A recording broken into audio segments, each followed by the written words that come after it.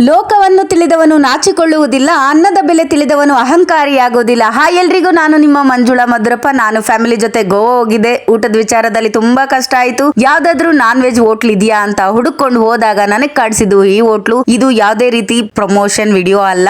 ನೀವೇನಾದ್ರೂ ಹೋದ್ರೆ ನಿಮ್ಗೆಲ್ಲ ಹೆಲ್ಪ್ ಆಗುತ್ತೆ ಅಂತ. ಹಾಗೆಯೇ ಡಿಫ್ರೆಂಟ್ ಟೇಸ್ಟ್, ಹೋಮ್ ಮೇಡ್ ಅಂದ್ರೂ ತಪ್ಪಾಗೋದಿಲ್ಲ. ಅಷ್ಟೊಂದು ಸೂಪರ್ ಅಂದ್ರೆ ಸೂಪರ್. ನಾನ್ ಟ್ರೈ ಮಾಡಿದ್ದು ಎಲ್ಲ ಮಟನ್ ಐಟಮೇ. Mutton fry, mutton curry, ragi mudde, prawns fry, mutton fry with bagara rice. ನಾವು ಒಟ್ಟು 5 ಜನ ತಿಂದ್ವಿ. ಬರೀ 1670 ರೂಪಾಯಿ ಅಷ್ಟೇ ಆಗಿದೆ. ನಿಜ ಹೇಳ್ತೀನಿ, 2:15ಗೆ ಊಟ ಮುಗಿಸ್ಕೊಂಡ್ ಬಿಟ್ಟಿದ್ದು. ಫ್ರಾನ್ಸ್ ಬಿರಿಯಾನಿ ಮತ್ತೆ ಸ್ಮೆಲ್ ಕೈಯಲ್ಲಿ ಮನೆಗ್ ಬರೋವರೆಗೂ ಅದ್ರ ಘಮ ಹಾಗೆ ಇದೆ ಅಂದ್ರೆ ನಂಬ್ತೀರಾ? ಒಂದೊಂದು ತುತ್ತುಗೂ ಅಷ್ಟೊಂದು ಸ್ವಾದಿಷ್ಟವಾಗಿತ್ತು. ಸರ್ವಿಸ್ ಅಂತೂ ಅಲ್ಟಿಮೇಟ್. ನೀವೇನಾದ್ರೂ ಗೋವಾಗೆ ಹೋದ್ರೆ ಹೊಟ್ಟೆ ತುಂಬಾ ಮನೆ ಊಟ ಬೇಕು ಅಂದ್ರೆ ನೀವು ಮಿಸ್ ಮಾಡದೆ ವಿಸಿಟ್ ಮಾಡಬೇಕಾಗಿರೋ ಜಾಗ ಬಂದು taste of Telugu authentic south flavour Panjim near ಫಿಡೋಲಗಾ ಹೋಟೆಲ್.